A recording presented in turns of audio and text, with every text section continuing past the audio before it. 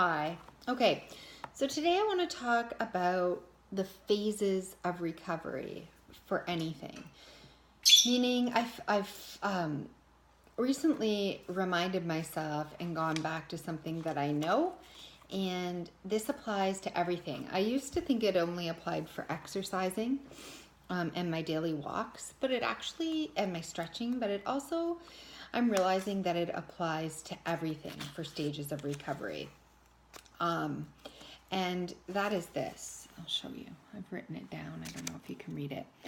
So, stabilize, maintain, progress, and then you stabilize that, you maintain, you progress. So this is right here. You can see what I've written down there. Okay, so I just want to talk about that a little bit, okay? So this applies to anything. This applies to socializing. It applies to your sleeping. It applies to your food. It applies to your supplement protocol. It applies to your walking. It applies to everything. So once you make up your daily plan, and I'm going to help you go through that, this is what it applies to. So basically, the first thing you want to do is stabilize. So you want to find out what it takes for you to stabilize your symptoms. So at some point you're going to have a good day, or you're going to realize like, oh, if I could stay like this, if I could only stay like this, then maybe I could progress. Maybe I could heal. Maybe I could actually, and it might not be perfect, but it's stable. You think to yourself, you sort of breathe a sigh of relief. It might be a 20-minute period. It might be a full day. It might be 2 days or whatever. And you think to yourself, if only I could stay like this, right? You feel stable. You feel stabler. You feel like you're okay for the moment, right? And you know it's going to start again. But so we want to figure out, and this is especially like with me, because it's been such a rocky road. You want to figure out, what does it take to stabilize? So what are you eating? Like, bring it back. You're dialing back in your diet to the basics. You're on a limited number of food, and if this is what you're stable on, then don't add a handful of nuts. Don't add whatever you're adding. Just whatever you're stable on, whether it's, lettuce, greens, and a little bit of protein.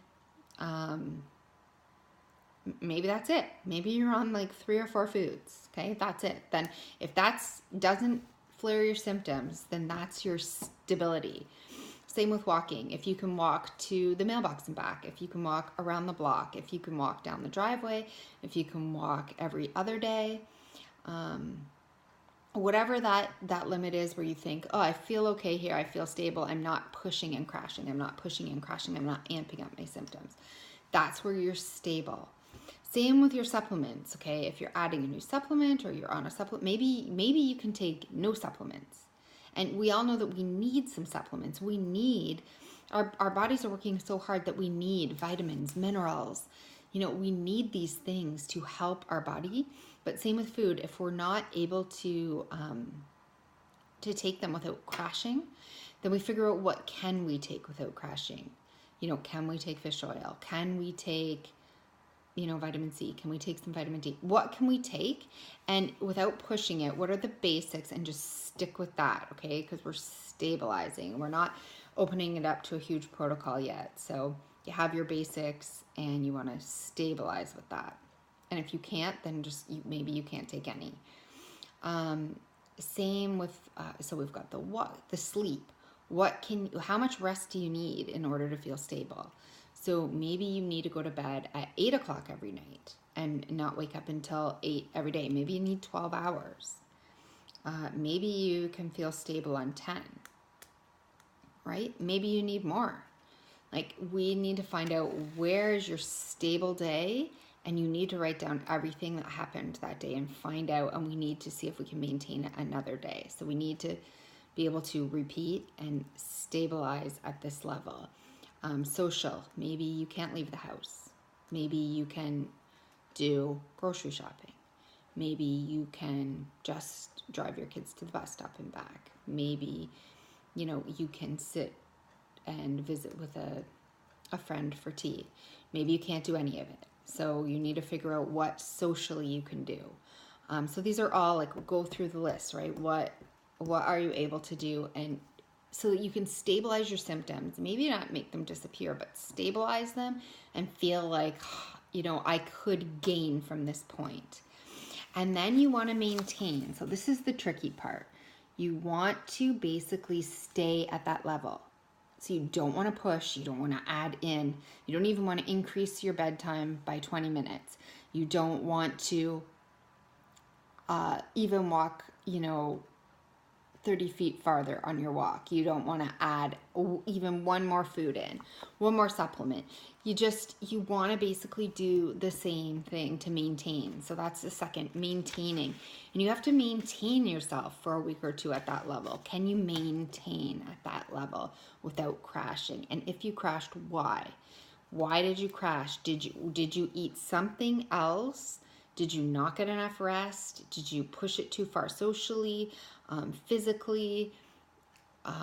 What happened? Was it too much stress? What happened?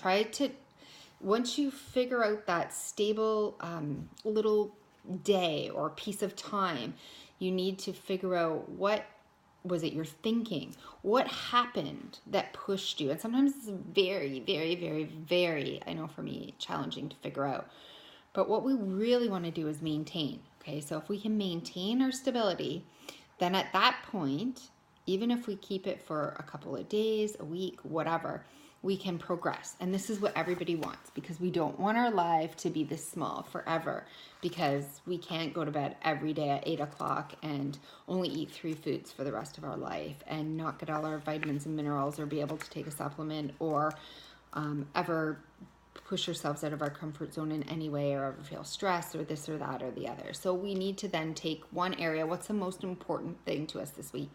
Do we feel like we need to try a supplement? Do we feel like we need to try another food? We're just not getting enough nutrition.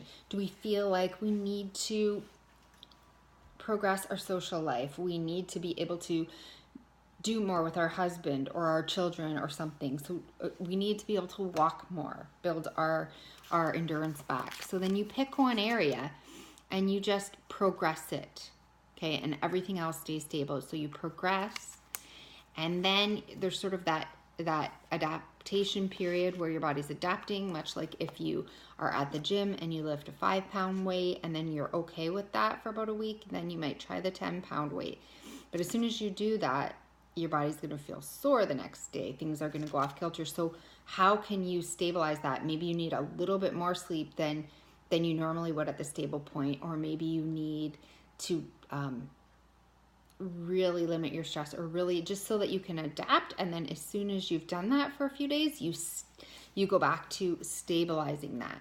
So that becomes your new norm, and you don't increase anything else in any other area of life. This is very limiting and very slow, and it's a very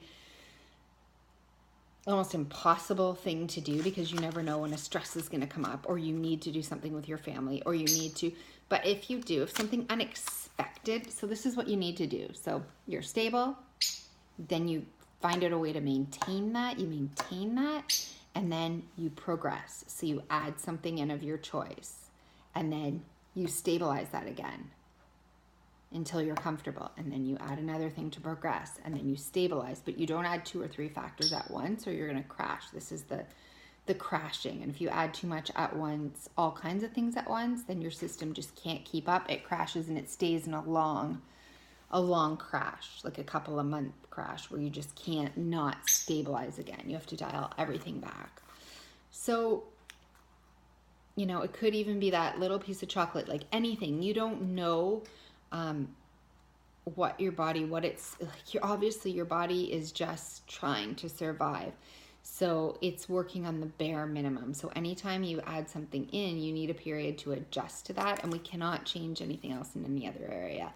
Now sometimes something comes up, so it comes up unexpectedly. You're trying to stabilize and maintain, and suddenly your kids need you to do this, or you get a whole bunch of stress. Maybe you get a leak in your bathroom, and you've got to deal with that life stress, or somebody's coming, your mother-in-law's coming to visit, and you need to do something, or your kids have an activity and you've got to take them, or you have to stay up later.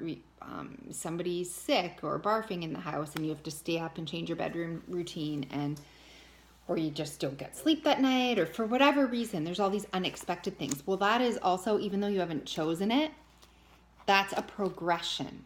So you need to treat it like that. Like, I had to stay up this week because my son had a cold and he wasn't feeling well, and maybe his stomach was hurting in the night and he was going to throw up. So that's it. If I had chosen to progress my walk that week, I can't. In fact, I need to dial things back because I've maybe progressed further than I would if it was my choice. So I have to dial everything else back. So maybe you dial back your bedtime by a half an hour. You dial in your foods even smaller. You dial in your social life. You dial in everything, like your period of not resting, everything. You dial it back even further and further. If one area of your life unexpectedly causes you to have to function, then you need to realize that you need to dial everything back so that you can maintain, so that you don't crash, and so that you can stabilize. So we want to be stable, then we want to maintain that, then we want to progress, then we want to be stable, maintain it, progress, stable, maintain it, progress. So that's how we want to do it, but life takes unexpected twists, and we need to basically always try to bring it back to stable. Okay, so we're always, what can we do to dial this back in, to stabilize it so that we don't get into a crash? We might feel our symptoms, they might come back, but then we can recover the next day and get back to that stability. We don't want to push ourselves or have our life spiral where that now we're dealing with weeks or months of a crash before we can get back to a stable level. So again, this is sort of the progression of how you can heal yourself, and it works for all areas of your life, and you really need a plan with this, and it's not easy, and things come up, but this is the best way forward. It's like a slow and steady wins the race, just like somebody going to the gym. You're not going to start lifting all these. You might start with a 1 pound weight, then a 2 pound weight, and then a 5, and then a 7, and then a 10. You're not just going to go in there and start lifting 20 pound weights right off the bat, or 50 pound weights, and think that you can do it. So not especially when you're sick, because even healthy people need to stabilize and maintain before they push forward. When you're ill, you really, really need to take that stability and dial everything into a level where you feel like in every area of your life this is maintainable before you try to progress. And this is what happens, and this is why it's always crushing and taking so long to heal. And I know you think, but I feel okay today, I just want to walk, or I feel okay today, I just want to do these activities, but you will pay the consequences. I'm sure that you already know that you have paid the consequences. So it's in these moments that we really need to stabilize and maintain, especially so our body can catch up. It can get comfortable with this level, and it can feel good about it before you progress on. So hopefully this helped you. Try it.